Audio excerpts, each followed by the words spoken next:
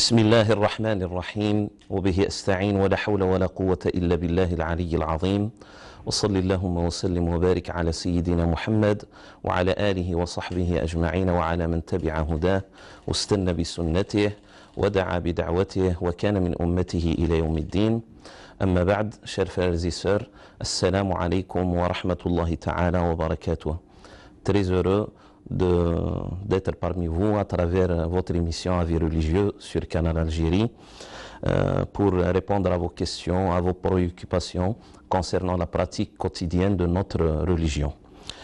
Nous nous excusons auprès de vous de l'absence de M. Migari pour des raisons de santé et par l'occasion bien sûr toute l'équipe d'Avis religieux et moi-même nous lui souhaitons un prompt rétablissement, une guérison très rapide et un retour très prochain à son émission Avis religieux.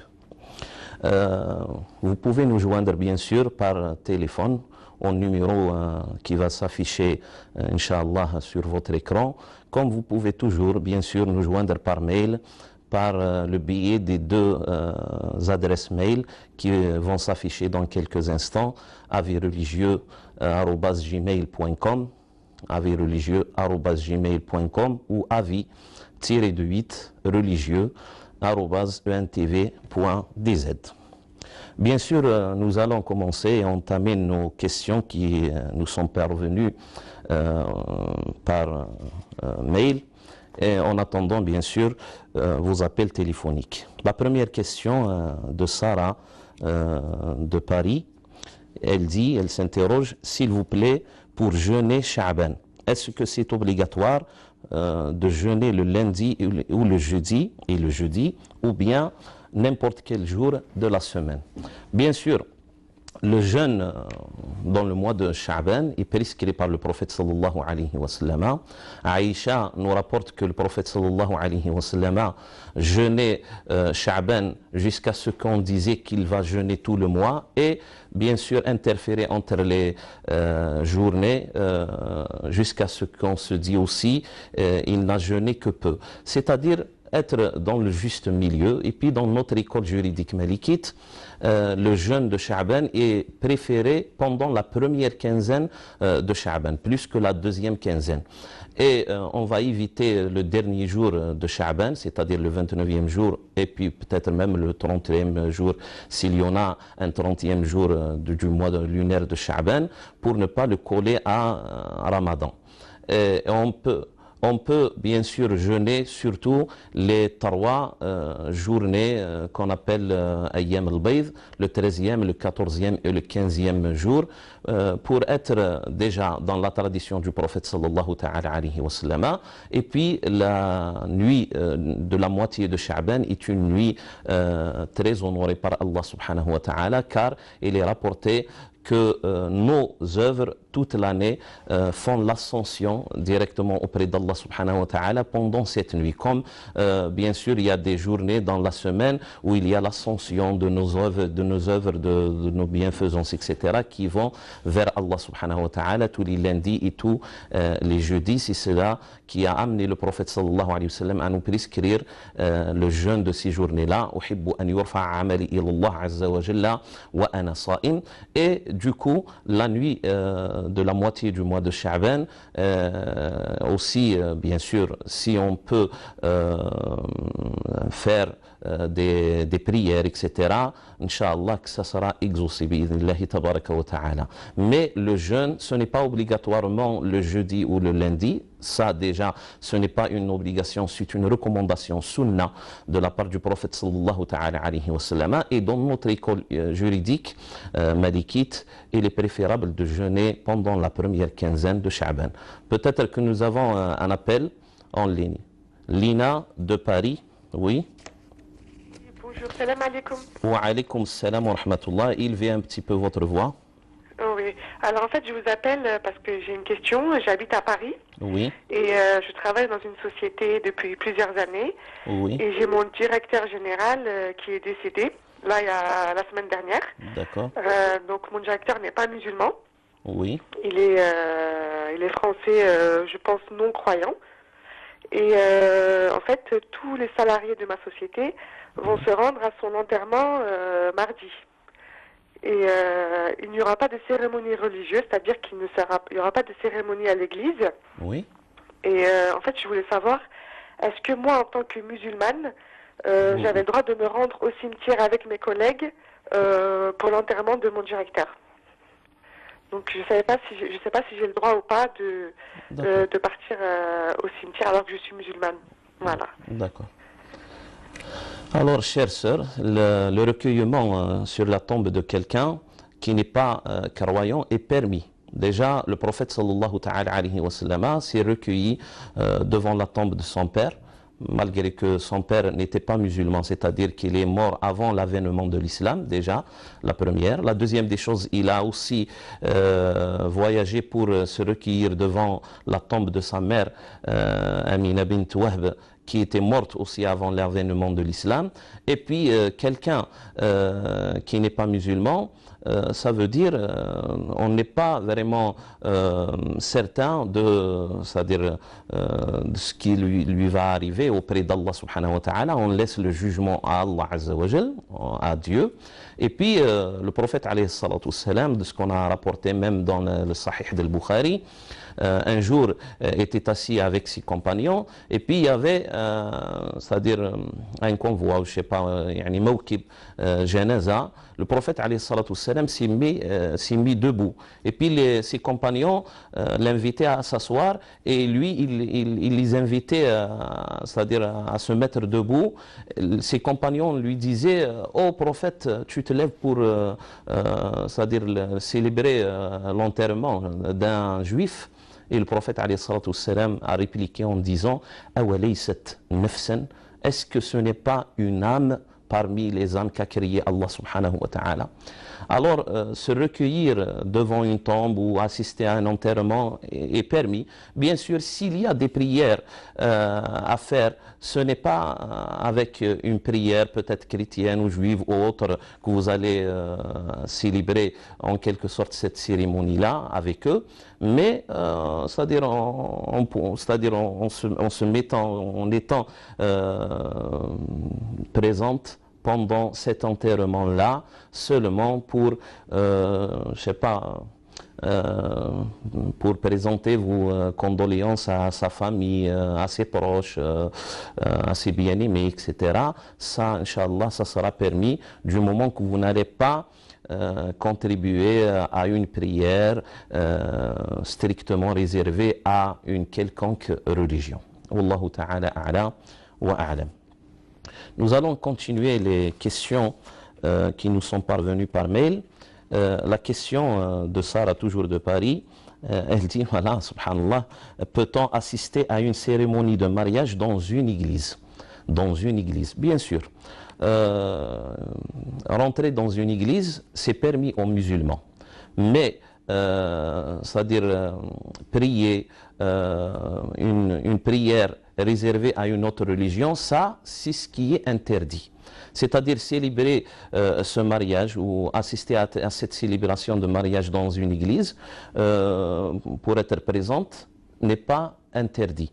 Parce que Omar ibn Khattab radiyallahu anhu wa ardah est rentré dans une église et puis les gens se mettaient même en rang pour faire une prière qui est arrivée, le temps est arrivé de la salat de l'Asr, et il a failli accomplir cette prière-là dans cette église-là, sauf qu'il s'est restreint en disant que je ne veux pas qu'il vienne un temps après moi, où des musulmans vont venir s'accaparer de cette église-là en disant, en trouvant un alibi que Omar ibn Khattab a accompli une prière là-dedans. C'était le seul empêchement. C'est-à-dire que Omar ibn Khattab est rentré dans une église, les compagnons du prophète alayhi salatu wassalam sont rentrés aussi dans une église, c'était le Kanist al-Qiyama à Bayt al-Maqdis, mais ils n'ont pas accompli de prière, malgré que la prière même est permise dans une église.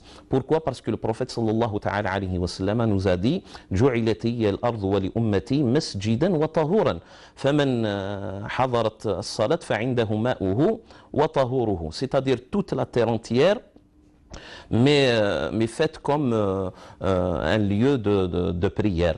Et lorsque le temps d'une salat arrive, même que tu es c'est-à-dire dans une enceinte réservée à une autre religion, tu peux même accomplir la prière des musulmans. Là, ce n'est pas le cas, c'est pour seulement assister à une cérémonie, à une célébration de mariage dans une église. Vous pouvez vous y rendre, mais s'il y a peut-être une célébration qui vous demande en quelque sorte de contribuer, de faire les mêmes rituels, etc., vous n'êtes pas concerné parce que vous n'êtes pas chrétienne. Vous êtes musulman, vous êtes seulement là pour, en quelque sorte, marquer votre présence et votre sympathie à ces gens-là qui vont se marier. Wallahu ta'ala a'la wa a'lam.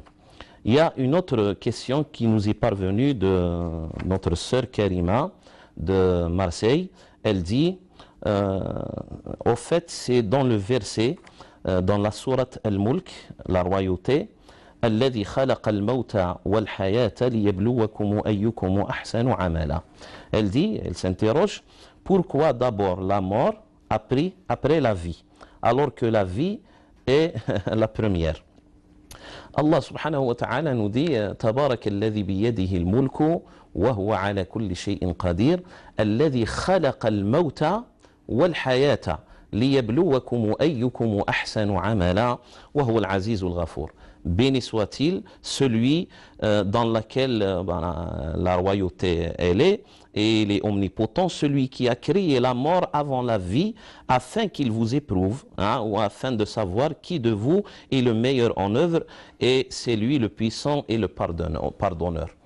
Oui, lorsque nous prenons comme ça la vie par, c'est-à-dire notre compréhension, on dit que la vie est avant la mort.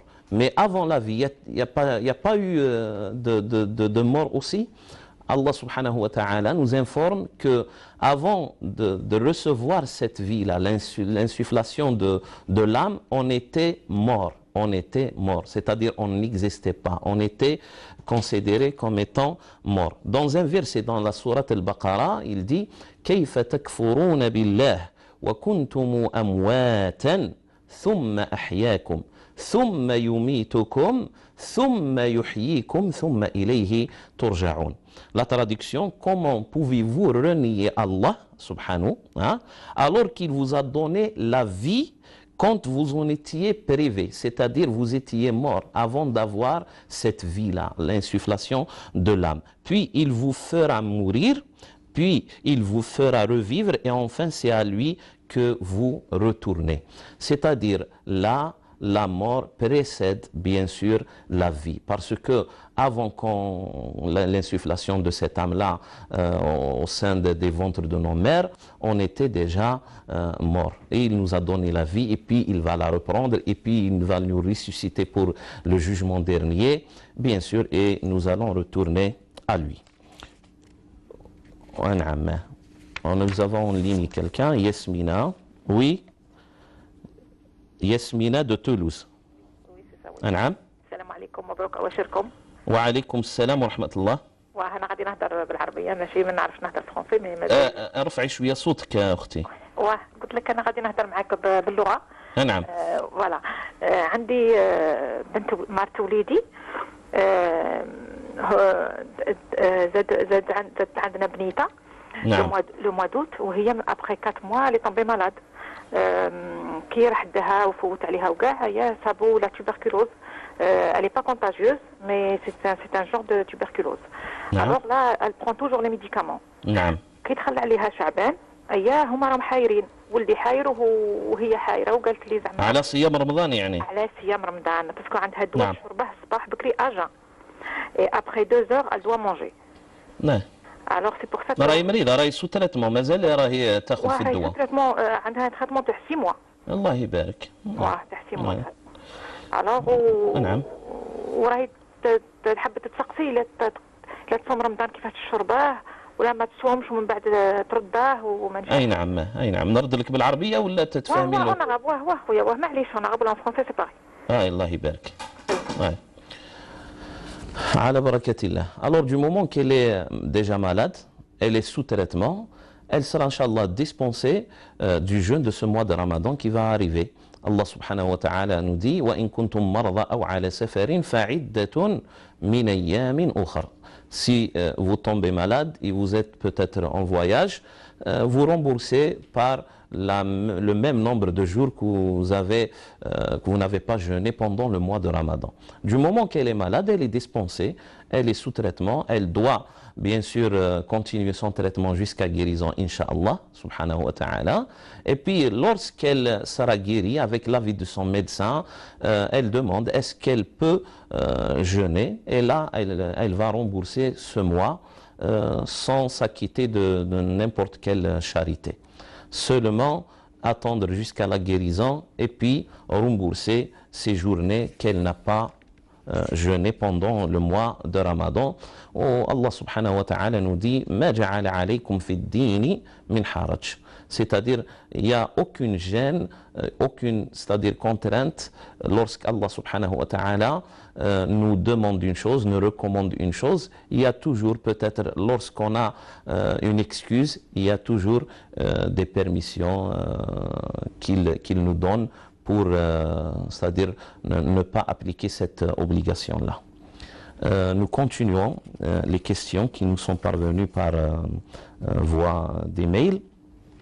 Il y a notre sœur, je ne sais pas, de Toulouse aussi, ou là, hein, qui dit « J'ai deux questions à vous poser sur le droit de l'époux envers sa femme.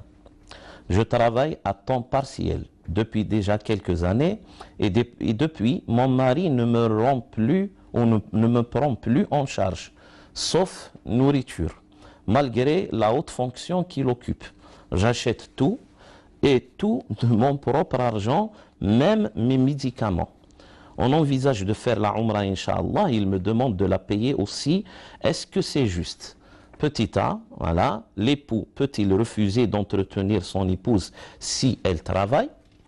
Et petit B, l'épouse doit-elle participer aux frais de la maison? Il y a bien sûr beaucoup de questions dans votre interrogement, ma chère sœur.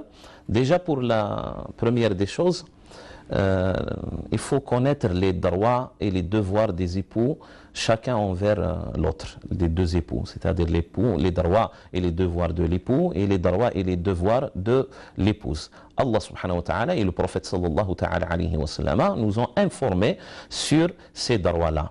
Les droits de la femme, surtout, sont résumés dans 3 ou 4, bien sûr, droits. Elle a le droit à la dot, elle a le droit à la nourriture, c'est-à-dire à subvenir tous ses besoins existentiels, ces besoins-là qui sont, c'est-à-dire dans la nécessité, tout ce qui est nécessaire pour bien vivre en quelque sorte, et selon aussi les moyens de son mari. C'est-à-dire si le mari est aisé, elle peut élargir en quelque sorte ces droits-là et en demander plus. C'est-à-dire le mari doit dépenser pour sa femme, pour subvenir à ses besoins, selon en quelque sorte ses capacités. Et Allah subhanahu wa ta'ala a pris en considération l'autorité du mari sur sa femme par rapport à, c'est-à-dire à ce droit-là qu'a la femme. Allah Azza wa Jalla nous dit أن الرجال قوامون على النساء بما فضل الله بعضهم على بعض وبما أنفقوا من أموالهم. C'est-à-dire que, s'il y a de lions, ouais, on va continuer. Anam? Samia de Lyon, oui. Salam alaikum. Wa alaykum salam wa rahmatullah. Voilà, Ustad, ma question est la suivante. J'ai 40 ans. Oui. Et j'ai 2 enfants. Le dernier, il a 20 mois. Le dernier, il a 20 mois, oui. Oui, que j'allaite toujours. Oui. Et mon mari, il a des problèmes de santé actuellement et je découvre attendez, j'ai pas bien écouté. Vous allaitez votre enfant qui a 20 mois déjà. C'est-à-dire oui. qu'il mange autre chose. Il mange, ouais, mais je voulais suivre qui était dans le Coran, mais quand même, les 2 années. Voilà, mais ouais, c'est pour celui qui veut. Hein. Pour celui qui veut, oui. Voilà, ce n'est pas une obligation. Hein. Voilà. Voilà, Donc, du coup, aussi, mon mari, il a des problèmes de santé. Et là, je découvre que je suis enceinte de 6 semaines. Voilà, déjà, du moment que vous êtes enceinte de 6 semaines, normalement, vous allez arrêter d'allaiter votre bébé. Hein. Oui, c'est une recommandation du prophète sallallahu alayhi wa sallam. Il dit dans un hadith, Iyyakum wal ghayla fa innahu yaqtulu ash-shabba ala farasih. C'est-à-dire, n'allaitez pas vos enfants pendant que vous êtes enceinte. Voilà. Ah oui, peut-être ça va nuire à la santé de votre bébé. C'est ce qui a été montré par plusieurs chercheurs, plusieurs médecins aussi. Hein. Déjà, ça c'est pour la première chose. La deuxième des choses, peut-être vous vous interrogez pour le mois de Ramadan qui va venir. Mais non, non, c'est pas pour ça malheureusement. D'accord. C'est que je voulais savoir si hukm al-shar' pour arrêter cette grossesse parce que je suis pas en mesure de la continuer. Ah d'accord. Pour arrêter cette grossesse. Voilà. Votre mari a un problème de santé. Un problème de santé. Voilà. Ouais. Ouais. Ce n'est pas une raison pour provoquer en quelque sorte un avortement. Il y a une seule raison. S'il y a un danger qui vous guette dans votre santé, vous, qui vous concerne vous. Oui. Voilà. Là, on peut en quelque sorte vous donner une fatwa dans ce sens-là pour avorter. Mais si c'est pour des raisons financières, voilà, là, ce n'est pas permis. Allah subhanahu wa ta'ala nous a interdit ça. Lorsqu'il nous a dit وَلَا تَقْتُلُوا أَوْلَادَكُمْ مِنْ إِمْلَاقٍ نَحْنُ نَرْزُقُكُمْ وَإِيَّهُمْ إِنَّ قَتْلَهُمْ كَانَ خِطْئًا كَبِيرًا. Et lorsqu'il nous a dit وَلَا تَقْتُلُوا أَوْلَادَكُمْ خَشْيَةَ إِمْلَاقٍ, c'est-à-dire ne tuez pas vos enfants, ne faites pas l'avortement par manque de moyens, hein, pour pauvreté, pour une raison de pauvreté, ou ne tuez pas vos enfants parce que vous craigniez en quelque sorte au futur de tomber dans la pauvreté. Là, c'est-à-dire, je m'excuse, je ne peux pas donner une fatwa dans ce sens-là, car, oui, malgré que c'est une grossesse de 6 semaines. Hein. D'accord. Allah yabarak fik. Donc, si ça se répercute pas sur ma santé, c'est interdit. Bon, ça, je le savais de toute manière, mais je voulais juste confirmer. C'est la seule excuse qui peut vous amener à faire un avortement.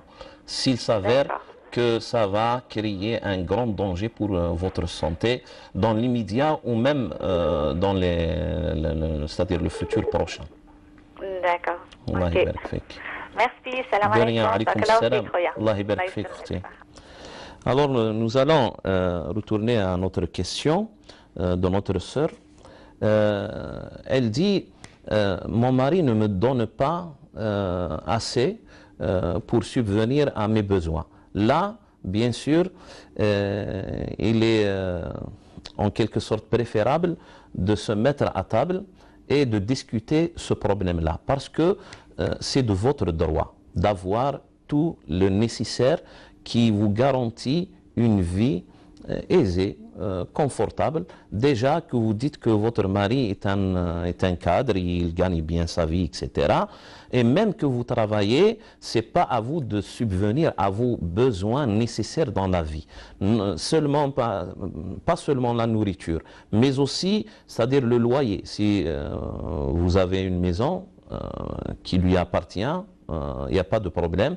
Mais si vous habitez dans un logement que vous avez loué, la location, c'est-à-dire le loyer de cet appartement-là, c'est à votre mari de le payer déjà. Allah subhanahu wa ta'ala nous dit وَأَسْكِنُوهُنَّ مِنْ حَيْثُ سَكَنْتُمْ مِنْ وُجْدِكُمْ, c'est-à-dire elles doivent habiter là où vous habitez, bien sûr, avec vos moyens, min wujdikum, c'est-à-dire par le biais de vos moyens. وَلَا تُضَارُّوهُنَّ لِتُضَيِّقُوا عَلَيْهِنَّ, c'est-à-dire si vous avez de quoi lui louer une maison très vaste, c'est obligatoire de louer cette maison-là très vaste et non pas de la faire vivre dans un lieu très ou trop étroit. أسكنوهن من حيث سكنتم من وجدكم ولا تضاروهن لتضيقوا عليهن. Et bien sûr, par rapport à votre deuxième question, je vais reprendre la question. Elle dit, l'époux peut-il refuser d'entretenir son épouse si elle travaille? Il n'a pas à refuser, il n'a pas le droit de refuser de subvenir ou d'entretenir son épouse. Et quand on parle d'entretenir son épouse, c'est-à-dire sa nourriture, ses médicaments en cas de maladie, ses soins, etc., ses habits, bien sûr, sans dépasser les limites de ce qui est raisonnable, bien sûr, être dans le juste milieu, et le loyer de la maison. Ce qui concerne les applications religieuses, là, il n'est pas obligatoire. C'est-à-dire, il n'est pas obligatoire au mari de payer toute chose liée à sa religion, même le kafarat. Le kafarat, it'am masakin, etc. Ce n'est pas au mari de subvenir aux besoins religieux de sa femme. Et la umrah, si il lui paye la umrah, ça va être une charité de sa part.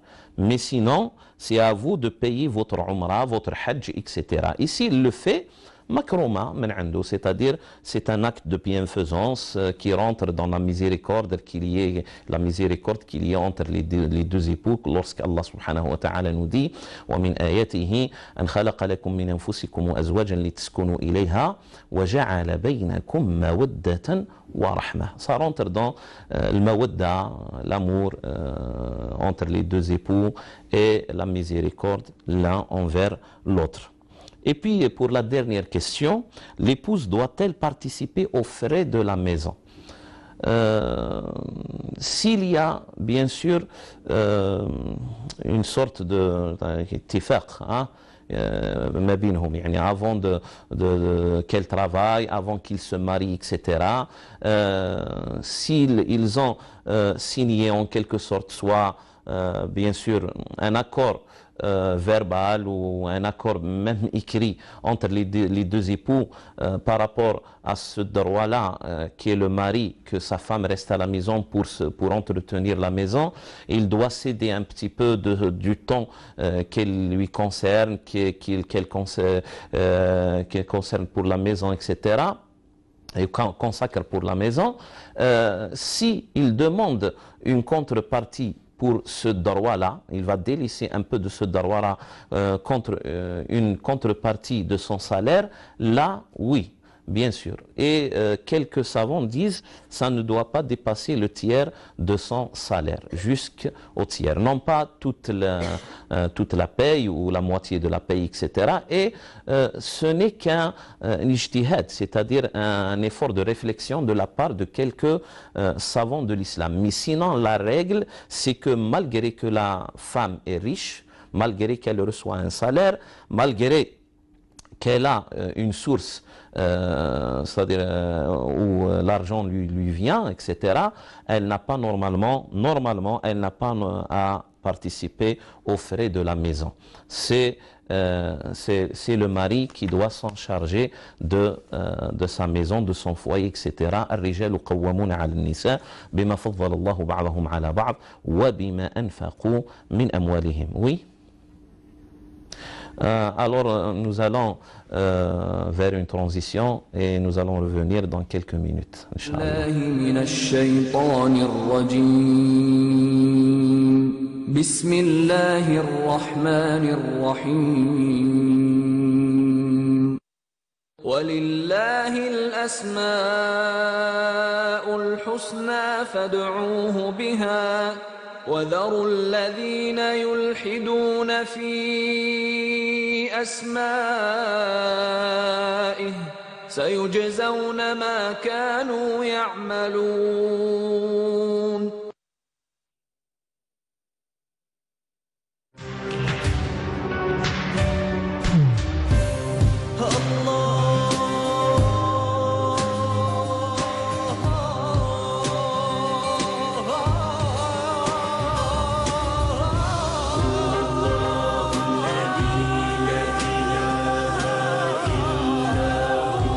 الرحمن الرحيم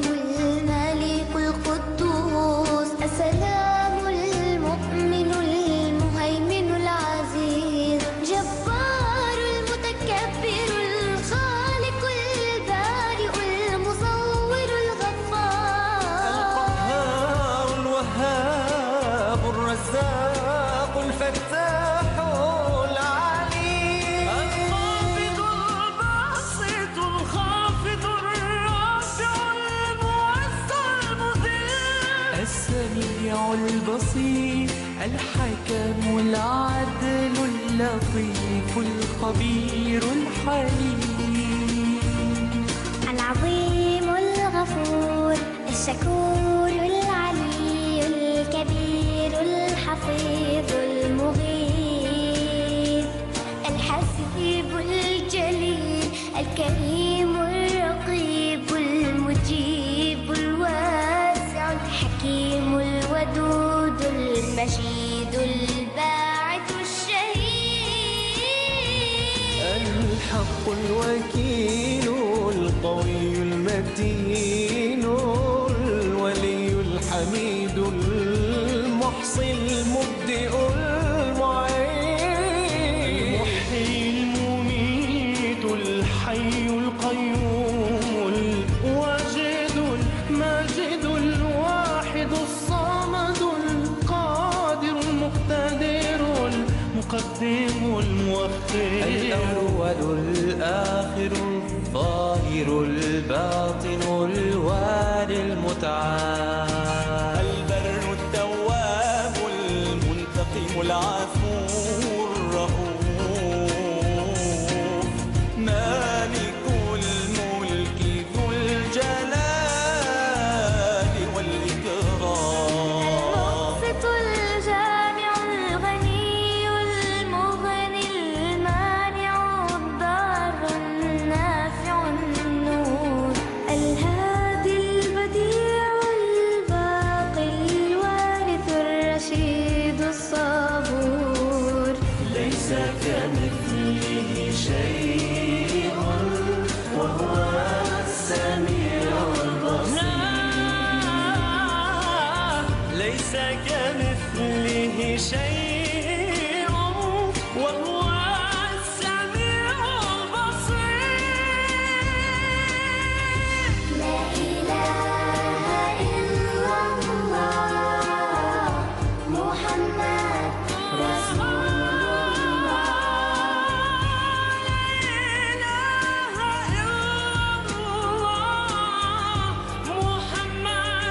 رسول لا إله إلا الله محمد رسول الله عليه أفضل الصلاة وأزكى التسليم. Nous avons Fayrouz en ligne qui nous rejoint de Paris. Allô? Allô, نعم. allô, salam. وعليكم السلام ورحمة الله. J'ai deux questions. ونعم. كاين مرت خويا أجنبية نعم. وما حبش تسلم كي قال لها باش تدخل في الدين elle refuse وعندها ولد Elle est chrétienne, elle معاه est chrétienne ou juive? chrétienne. Chrétienne, oui. C'est de son droit de rester sur sa religion, sur ses positions. Hein? Il n'y a pas de contrainte dans la religion. La ikraha fi din, bien sûr. Ouais. ولا دوزيام كيستيون على الصلاة. الصلاة قالوا لي كي يفوتك العشاء ما نقدرش نصلي الوتر والشفع ابارتيغ دو مينوي. Qui vous a dit ça? الناس. Subhanallah. Oui, je vais vous répondre, ma sœur. Et le matin, par exemple, كي ما نصليش الفجر اسكو نقدر نصليه مع الصبح و لو لوندومان سي جو لو رات اسكو لو لوندومان نقدر نعاودو الفجر. Ouais. وي الرتيبة تاع الفجر. D'accord. يا صحة السلام. Allah يسلمك اختي. عليكم السلام ورحمة الله. Alors pour la première question, il est permis aux musulmans de se marier avec une chrétienne et une juive, bien sûr, malgré qu'elle reste sur sa religion, sur sa foi, sur sa croyance, etc., toute sa vie. Et c'est Allah subhanahu wa ta'ala de la juger. Bien sûr, il est du devoir du mari de l'inviter, de l'inciter par des paroles, la bonne parole, etc., à se convertir à l'islam. Il faut qu'il fasse, bien sûr, son devoir d'information envers elle. Mais, bien sûr, il n'a pas à la contraindre, c'est-à-dire à suivre sa religion. La ikraha fi din. C'est une règle dans notre religion. Il n'y a pas de contrainte dans la religion. La deuxième question, elle concerne la prière de Shafa'i de l'Witr. Son temps est entre la Isha, la dernière, c'est-à-dire la prière de la nuit, jusqu'au temps de l'aurore, de l'aube, le Fajr. Tout ce temps-là, il est permis de pratiquer, voilà, de faire cette salat-là. Il n'y a pas un temps préféré, sauf peut-être si elle a l'intention peut-être de faire la prière de la nuit, salat qiyam al-layl, pendant le dernier tiers de la nuit. Là, normalement, elle doit bien sûr retarder l'application de ces prières-là, Shafa' al-Witr, jusqu'à la fin de sa prière de la nuit et bien sûr la faire après, toujours avant le Fajr. La troisième question concerne lorsque quelqu'un rate le Fajr, c'est-à-dire le temps du Fajr. Le temps du Fajr, c'est à partir de l'aube jusqu'à ce que, bien sûr, il y ait, c'est-à-dire l'ishraq shams, c'est-à-dire le soleil se lève. Là, si quelqu'un rate ce temps-là, hein, il lui est obligatoire d'accomplir Salat Subh à tout moment, bien sûr. Lorsqu'il se réveille, il va directement faire ses ablutions et il va pratiquer Subh, c'est-à-dire il va faire Salat Subh. Si le temps où il va pratiquer Salat Subh est un temps où la nafila, c'est-à-dire la prière surérogatoire, n'est pas permise, hein, elle est interdite, c'est-à-dire entre le lever du soleil jusqu'à ce que le soleil se lève d'une manière à ce que, c'est-à-dire il y aura un temps vraiment qu'on appelle al-dhuha. C'est à partir, après le lever du soleil, on va dire 30 minutes jusqu'à 40 minutes. Hein, si pendant ce moment-là, qu'on accomplit la prière de Subh, dans notre école juridique malikite, on doit retarder Salat al-Fajr. On ne va pas accomplir la prière de l'Fajr pendant ce temps-là, parce que c'est un temps où la prière surérogatoire, Salat al-Nafila, est interdite. On doit la retarder jusqu'à ce que le soleil se lève, hein, après son lever, hein, à peu près d'une trentaine ou d'une quarantaine de minutes. Et puis là, on va bien sûr la rembourser. Et avant, bien sûr, la prière de Dhuhr. Sinon, si ce temps-là s'est écoulé, là, bien sûr, on ne va pas rembourser cette prière-là de l'Fajr. On rembourse seulement la prière de Subh qui est obligatoire, à Subh. Nadia de France. Oui. Salam alaikum. Voilà, أنا نخدم عند des particuliers. Oui. puis كي نصلي خويا ما نصليش حتى كي ندخل العشيه باسكو ما نقدرش نصلي في النهار عندهم الظهر والعصر. Oui. حبيت برك نطلع عليك سؤال ولا كما حسب كي ندخل العشيه ولا ندوش ولا باسكو انا سقسيت الناس قالوا لي لازم تدوشي باش تصلي. علاه خاطر كي نخدم عندهم حاجات، عندهم الحلوف، عندهم ياكلوا حلوف، ياكلوا عندهم لي كرواسيز وقالوا لي لازم كي تدخلي العشيه لازم تدوشي باش تصلي صلاتك، تصلي الظهر والمغرب. بارك الله فيك، بارك الله فيك. On va vous répondre ان شاء الله. يعيشك صح. الله يسلمك. Alors le fait de doucher, de prendre sa douche rituelle, يعني غسل العبادة, cela vient après qu'on n'a plus ces grandes ablutions. Pour la femme, c'est après c'est-à-dire un acte charnel entre elle et son mari, et après, bien sûr, la période des règles.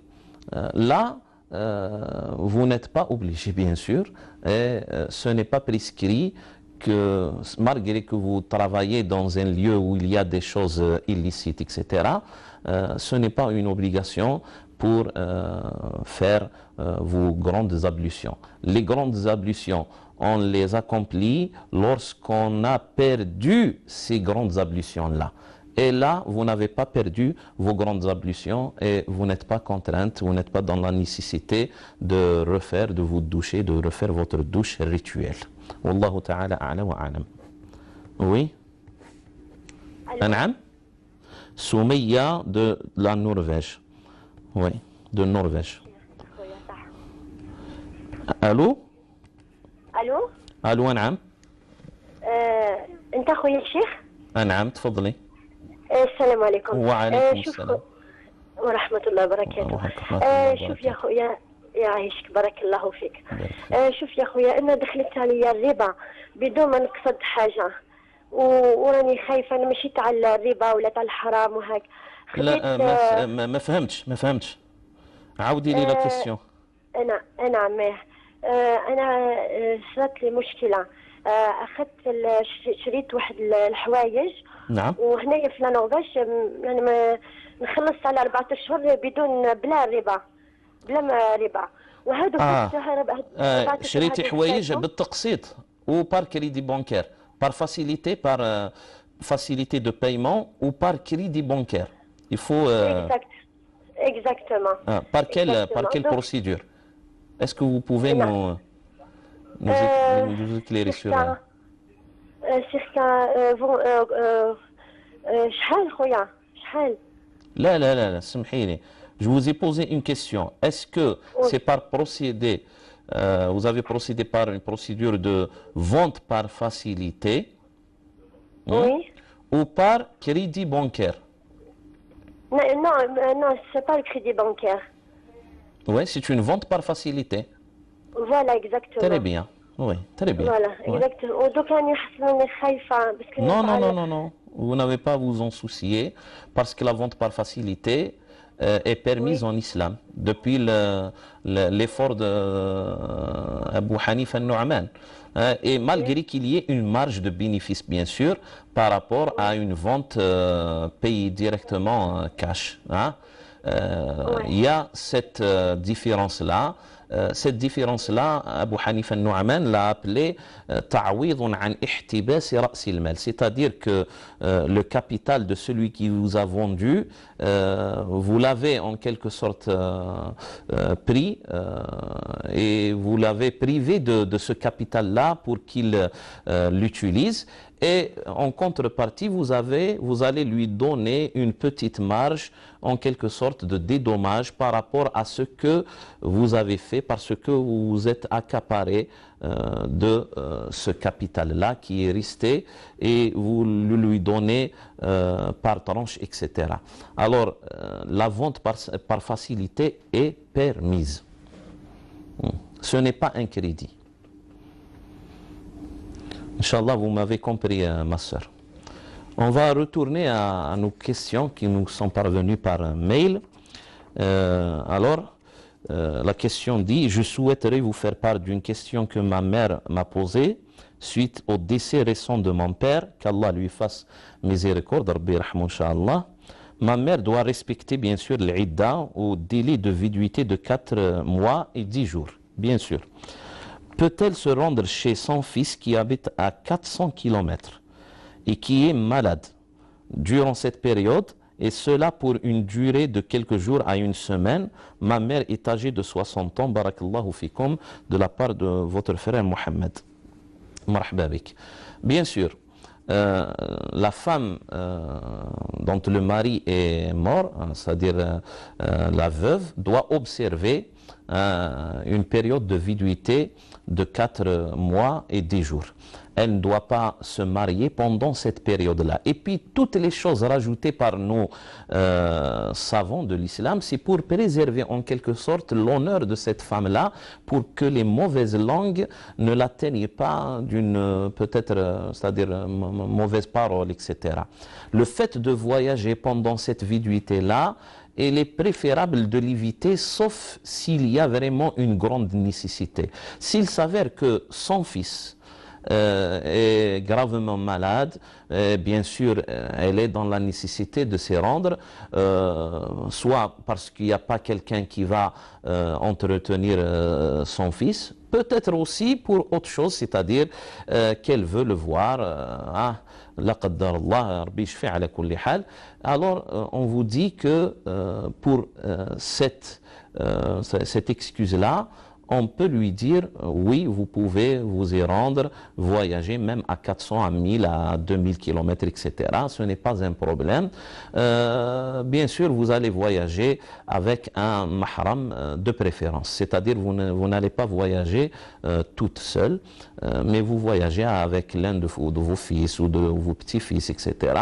Un mahram qui va en quelque sorte vous garantir une certaine confiance dans votre voyage. Vous ne serez pas seul. Et vous allez vous rendre pour voir votre fils avec, c'est-à-dire ce temps-là bien précis de nécessité. S'il s'avère qu'il faut que vous soyez chez lui pendant 2 jours, c'est-à-dire vous allez retourner après les 2 jours.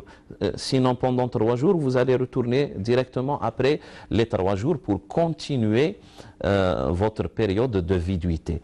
Ou sinon, s'il y a vraiment nécessité à rester là-bas auprès de votre fils, vous allez faire cette intention-là, hein, de déplacer en quelque sorte le lieu de votre viduité, période de viduité, de ce lieu-là conjugal, c'est-à-dire là où vous étiez avec votre mari Rabbi Rahmou, vous allez changer de lieu et changer bien sûr d'intention et rester là-bas pour ce qui reste de cette période-là, de cette période de viduité.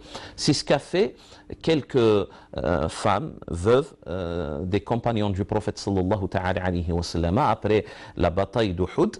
Elles vivaient dans les limitrophes de Médine. Et puis, il n'y avait pas en quelque sorte une certaine confiance, une certaine sécurité qui régnait là-bas.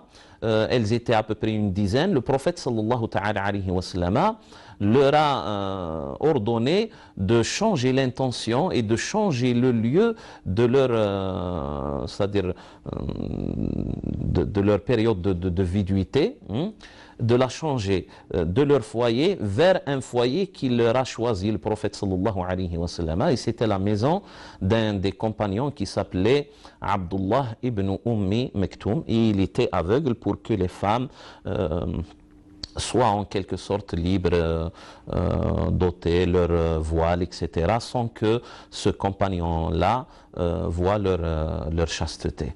Alors c'est permis, Inch'Allah, pour se déplacer s'il y a bien sûr une nécessité. Anam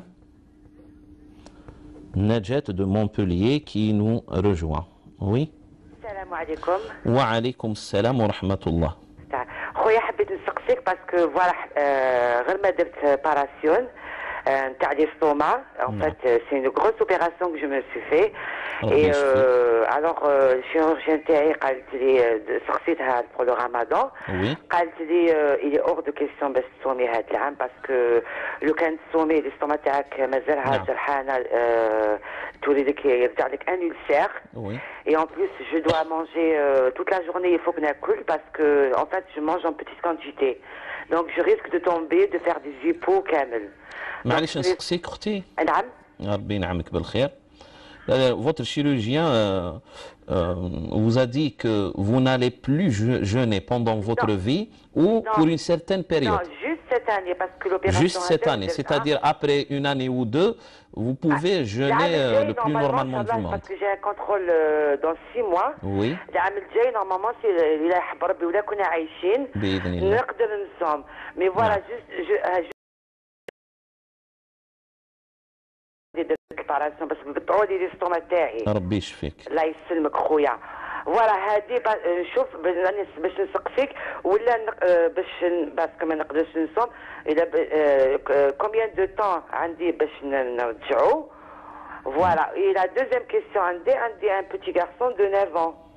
Oui. اي بون نسي كل عام نسي نصومو نسي كل عام يصوم ميم كيما العام اللي فات. Une journée ou deux, pas plus, hein, madame. نعم. Une journée, 2, 3, pas plus. Hein. Voilà, parce qu'il n'est pas concerné par le jeûne. D'accord. Alors, je voulais savoir à quel âge mon fils il sera obligé de faire son kul shahr. Très bien. بالصحة خويا. الله يسلمك ربي الله يعطيك يهنيك. الصحة خويا. الله يجازيك بارك بالخير. الله فيك خويا. الله يبارك فيك اختي. صحة خويا بالسلامة. Alors pour votre première question, du moment que votre chirurgien vous a conseillé de ne pas jeûner, bien sûr vous êtes dispensé du jeûne de ce mois, Inch'Allah, de Ramadan qui va venir. Il vous est interdit, illicite, haram alika, انك تصومي, parce que il y a prescription, il y a conseil de votre médecin, chirurgien, mufti katabibuk, comme on dit. C'est-à-dire, votre mufti, c'est votre médecin qui vous suit. Là, vous allez attendre, Inch'Allah, jusqu'à la guérison et vous allez rembourser vos journées. Et il n'y a pas de fidya, il n'y a pas de sadaqa, il n'y a pas de charité, rien du tout. Même si vous attendez une année, 2, 3 années, etc., vous allez toujours rembourser seulement les journées dans lesquelles vous n'avez pas jeûné.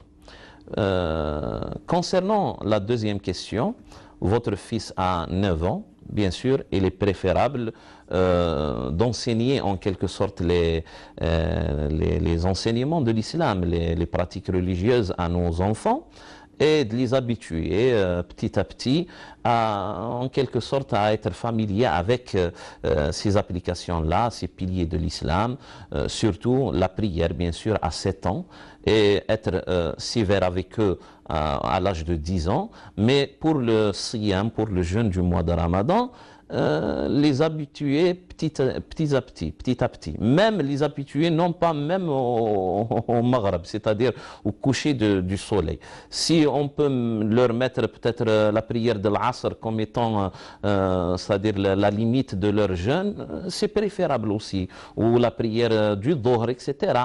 C'est pour seulement les habituer, parce que il n'est pas demandé à un enfant qui n'a pas encore atteint l'âge de la puberté. Voilà, c'est l'âge de la puberté qui est l'âge limite pour que toutes les obligations religieuses soient bien sûr, c'est-à-dire demandées à un musulman.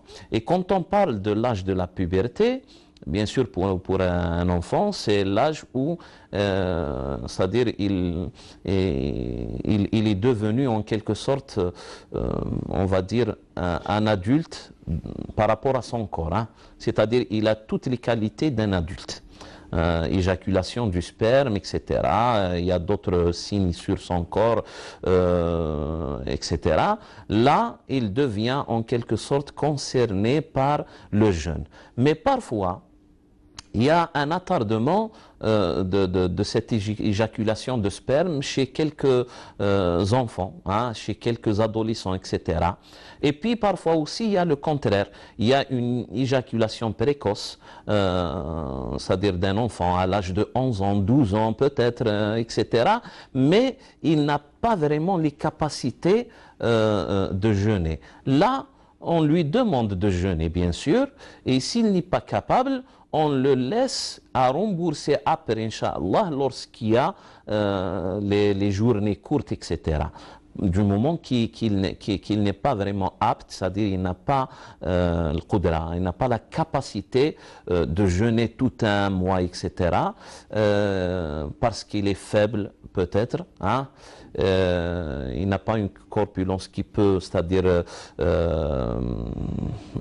résister au jeûne du mois de Ramadan, on lui demande ça, et les journées où il ne peut pas vraiment, c'est-à-dire accomplir ce jeûne-là, il va les rembourser, hein, il va les rembourser, Inch'Allah, après lorsqu'il y a, c'est-à-dire les journées qui sont courtes pendant l'hiver. Mais sinon, c'est à peu près aux alentours, on va dire, de 14 ans, que ce soit chez la fille, que ce soit chez le garçon aussi. Wallahu ta'ala a'la wa a'lam. Nous allons revenir à nos questions. Alors, une petite question.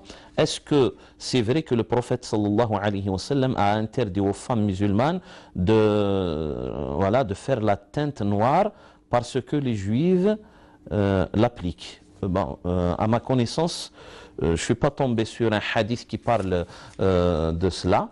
La teinte des cheveux est permise lorsqu'elle est en quelque sorte une teinte naturelle, hein, c'est-à-dire elle ne change pas en quelque sorte l'apparence de ses cheveux à une couleur qui n'existe pas, je sais pas, des cheveux bleus, etc. Des cheveux, je sais pas. Il y a une couleur qu'Allah subhanahu wa ta'ala n'a pas créée, c'est-à-dire n'a pas liée aux cheveux d'un être humain. Là, c'est la première chose. La deuxième des choses, bien sûr, s'il n'y a pas une atteinte à sa santé, parce que parfois, peut-être ce changement-là, l'application des teintes sur les cheveux, etc., ça peut nuire à sa santé, mais il n'y a pas vraiment une couleur que le prophète sallallahu ta'ala alayhi wa sallam a préféré, sauf,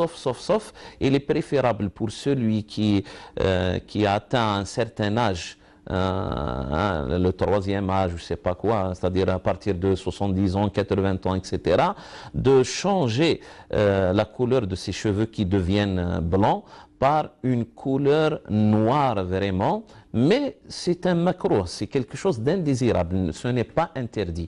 Le prophète sallallahu ta'ala alayhi wa sallam a vu le père d'Abu Bakr as-Siddiq, Abu Quhafa, il a tous les cheveux qui sont devenus blancs, et puis il a demandé à sa famille de lui teinter ses cheveux, hein, mais non pas avec le noir, pour ne pas tomber dans l'excès que font beaucoup de gens par rapport à leur apparence, etc. Il a 70, 80 ans, il veut devenir jeune, etc. Là, on tombe un petit peu dans ce qui est indésirable pour le musulman. Allah yibarak fikoum. Inch'Allah, on va se voir la semaine prochaine en souhaitant un prompt rétablissement, Inch'Allah, à M. Migari qui va nous joindre et continuer notre émission Avis religieux. D'ici là, astawdi'ukumullah alladhi la tadhi'u wada'i'uhu. Assalamu alaykum wa rahmatullahi ta'ala wa barakatuh.